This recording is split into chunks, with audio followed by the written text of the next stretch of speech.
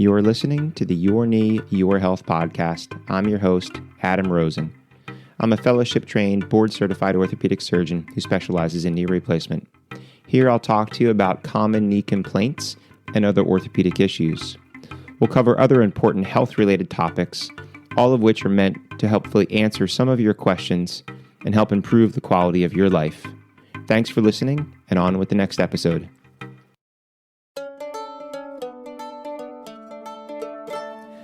Hello, welcome back. This is Adam Rosen. You're listening to the Your Knee, Your Health podcast.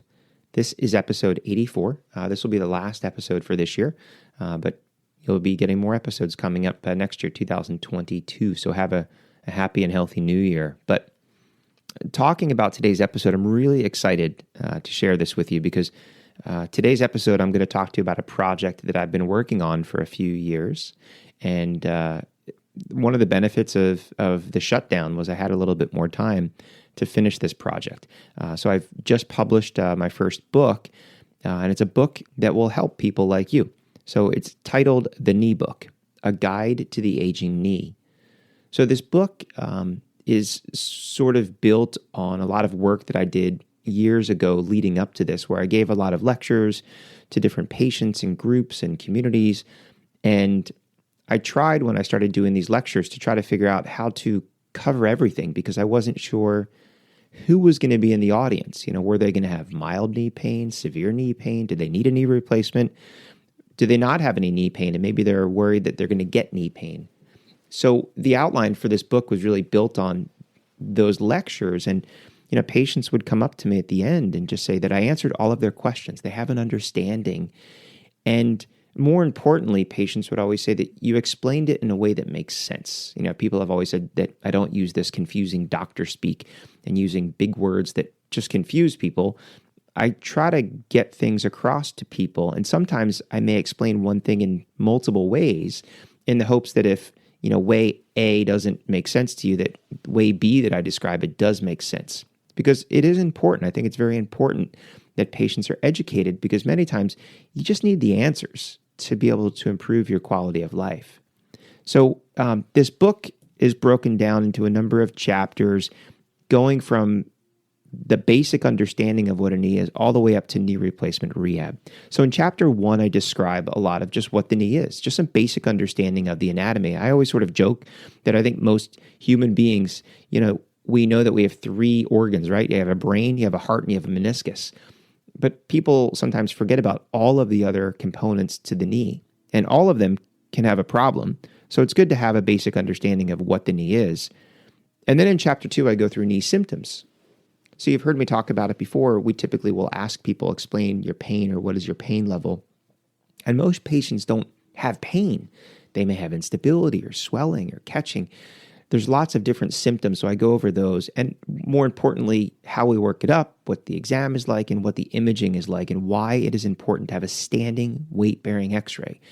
And most often, if you have arthritic knee pain, you don't need an MRI, and I go into the specifics as to why. Chapters 3 and 4 and 5 really go into what you can do for yourself, why it's important to exercise, and what exercises you can do that will help your knee symptoms, and what things you can do if you're overweight, and is the weight playing a factor in some of your knee symptoms, and ways that you can work on losing some of that weight. And chapter 5 talks about over-the-counter treatments, things that you may have access to if your symptoms are mild that you can use today to start improving your symptoms and improving your quality of life. The remaining chapters go into things more that a physician will provide. So it goes into non-surgical treatments. These would be things like injections. And then it goes into surgical options like arthroscopy. And it discusses the importance of why, you know, and this comes back to a lot of unnecessary MRIs, but just because you have a meniscus tear doesn't always mean you need surgery, especially surgery in the form of arthroscopy. Because many times if somebody has a meniscus tear and arthritis, an arthroscopy or arthroscopic surgery, or what you may hear as a scope, may not help your knee symptoms, especially if the pain is from arthritis. It actually may make the pain worse. And I've talked about this on previous episodes. Chapter 8 really goes into detail of knee replacement.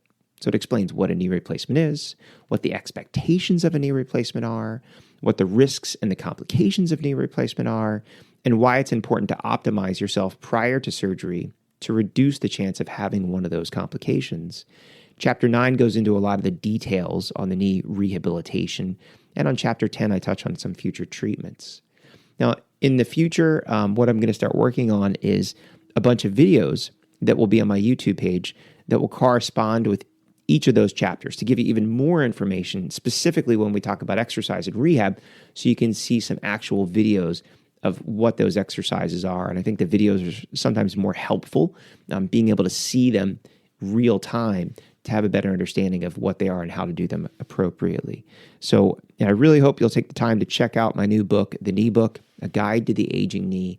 I really do believe it's going to help answer a lot of questions that many people like you have if they have knee pain, if they have arthritis, and when they're searching for answers on how to improve their quality of life, and get back to doing what they want to do. If you do have a chance to pick up either the ebook or the print book, if you like what you read, please leave a review. Those 5-star reviews definitely help people like you that are looking for this information find it. Right now, it's available on Amazon. I think shortly it should be available on Google Books also, and it may be on other formats in the next few months. And I'll put some of those links in the show notes.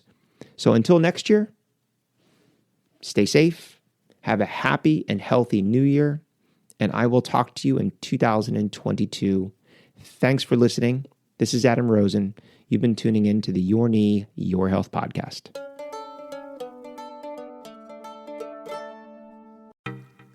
Thanks for listening to the Your Knee, Your Health podcast.